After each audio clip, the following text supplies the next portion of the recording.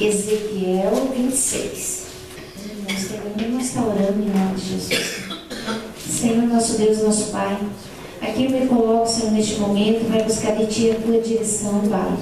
Ó Deus Todo-Poderoso, que eu seja somente um instrumento usado por Tuas mãos neste momento, para passar assim, Pai, as palavras, aquilo que o Senhor tem reservado para cada um de nós nesta noite, Pai. Deus Todo-Poderoso, me usa conforme a Tua vontade, Senhor, e que através de mim o Senhor passe, Pai, aquilo que cada um necessita ouvir, porque só o Senhor conhece o coração de cada um, o que cada um precisa receber nesta noite, Pai. Em nome de Jesus, Pai, não é em vão que aqui, uma noite fria, chovendo, que nós estamos aqui na Tua presença, Pai, porque sabemos que todos nós Te amamos, Pai, e sabemos que o Senhor tem o melhor para nós. Por isso Te buscamos neste momento, Pai. Fala conosco, Senhor, em nome do Senhor Jesus. Amém? Graças a Deus. Ezequiel 26 diz assim: E sucedeu no 10º ano, ao 1º do mês, que veio a mim a palavra do Senhor, dizendo: Filho do homem, visto como Tiro disse no tocante a Jerusalém: está quebrada a porta dos povos. Virou-se para mim, eu me encherei agora que ela está assolada. Portanto, assim diz o Senhor Jeová: Eis que eu estou contra ti, ó Tiro, e farei subir contra ti muitas nações, como se o mar fizesse subir as suas ondas. Amém? Até aí, irmãos, pode se sentar em nome de Jesus.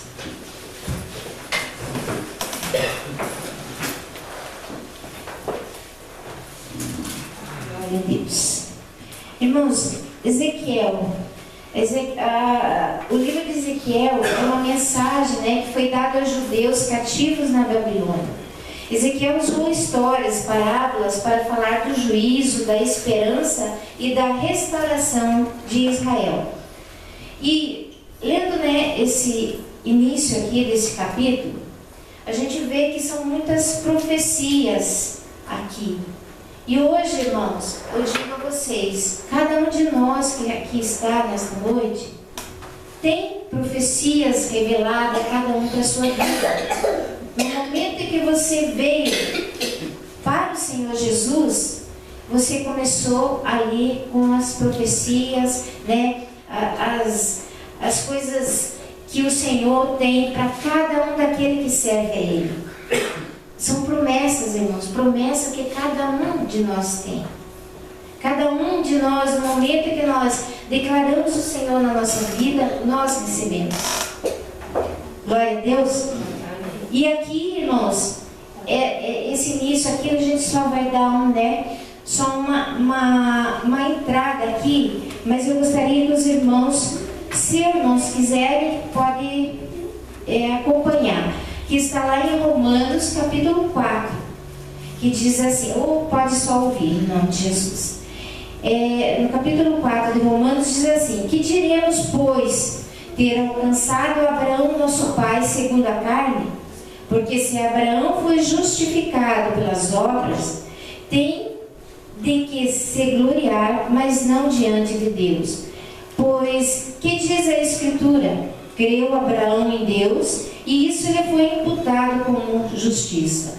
Ora, aquele que faz qualquer obra, não lhe é imputado o galardão segundo a graça, mas segundo a dívida. Mas aquele que não pratica, porém, crê naquele que justifica o ímpio, a sua fé lhe é imputada como justiça.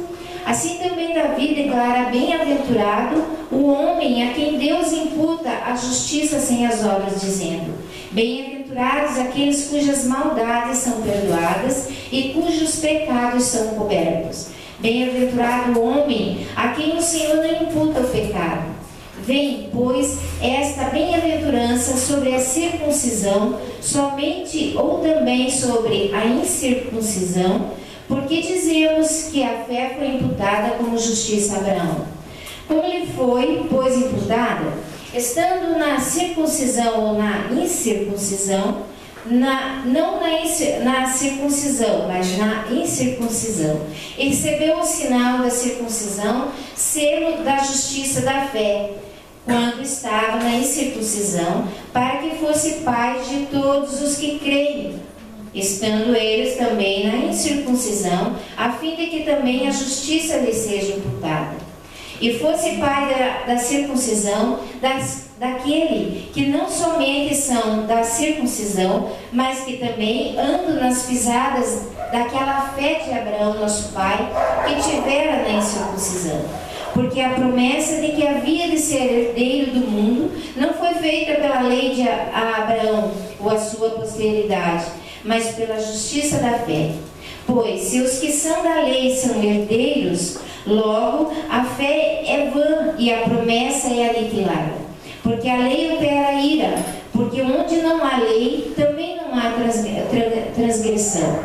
Portanto, é pela fé, para que seja segundo a graça, a fim de que a promessa seja firme a toda a posteridade, não somente a que é da lei, mas também a que é da fé de Abraão, a qual é pai de todos nós, como está escrito: por pai de muitas nações te constituí, perante aquele no qual creu, a saber, Deus, o qual vivifica os mortos e chama as coisas que não são como se já fossem, o qual em esperança creu contra a esperança que seria feito pai de muitas nações, conforme o que lhe fora dito.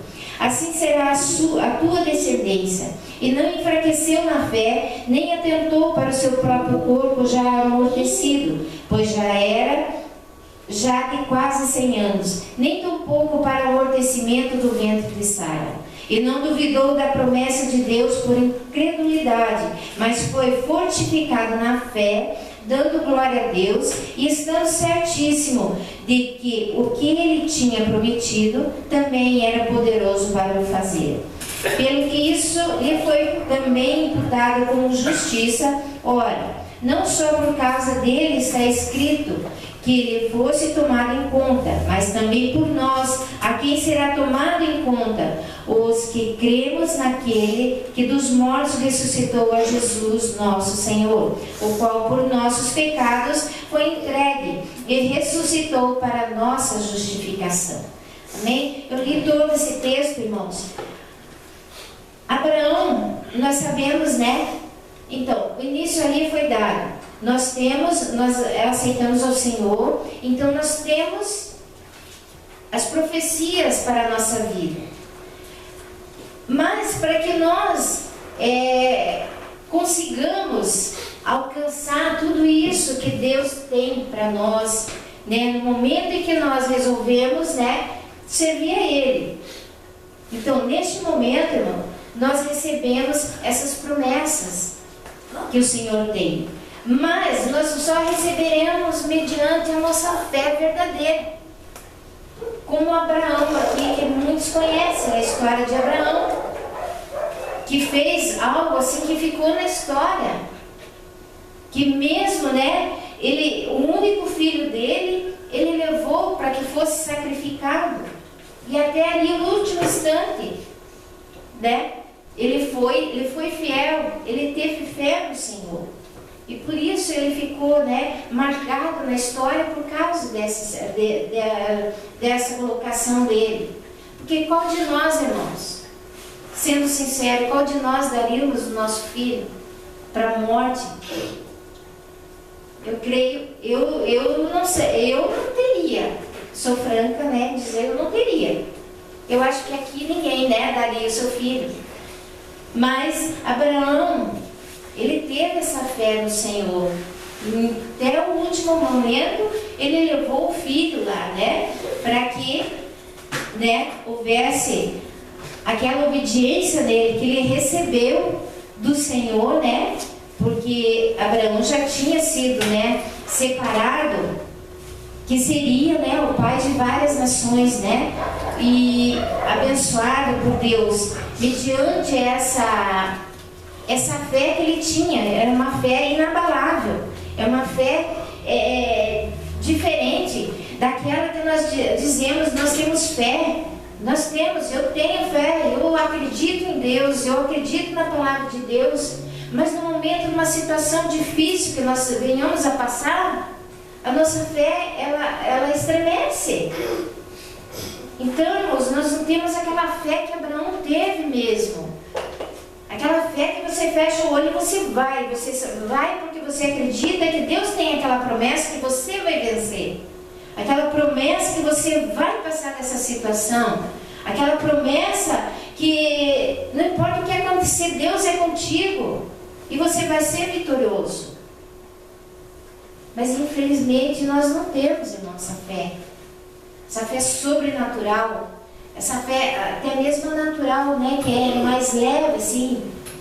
Imagina sobrenatural, né? E Abraão foi, né? Foi assim algo maravilhoso, né? Essa fé que ele tinha, que ele deixou, né? Para todos aqueles, né? Ali na época, né? Onde ele foi abençoado. Ali quando estava no livro de Gênesis, não preciso, irmãos, buscar, em Gênesis 12. Olha, o Senhor disse a Abraão: sai-te da tua terra e da tua parentela e da casa de teu pai para a terra que eu te mostrarei, e fartei uma grande nação, e abençoar-te-ei, e engrandecerei o teu nome, e tu serás uma bênção. E abençoarei os que abençoarem, e amaldiçoarei os que te amaldiçoarem. E em ti serão benditas todas as famílias da terra. Então, irmãos, são 3 situações aqui, né, que Deus deu a Abraão. E ele obedeceu. Então, por isso, ele foi um homem bem sucedido na época. A obediência, né, a fé, a obediência, ela caminha junto com a fé. Porque se você obedece a Deus, é porque você acredita que aquilo vai acontecer na tua vida. Aquilo, né, que você busca no Senhor vai acontecer. Glória a Deus. Sai-te da tua terra e da tua parentela, irmãos. Muitas vezes a gente se apega muito, né? No momento em que nós dissemos, não, eu vou servir ao Senhor, nós temos que servir de todo o nosso coração. Não tem nada, irmãos. Infelizmente, nem a própria família, ela deve ser empecilho para você seguir a palavra de Deus. Para você servir a Deus verdadeiramente. Não é dizendo assim que você vai, né, largar a tua família, não. Você pode fazer as duas coisas. Você pode seguir, obedecer a Deus, né, e cuidar da tua família. Mas Deus tem que ser sempre em primeiro lugar em tudo na tua vida. Na nossa vida, né, porque eu também me coloco assim.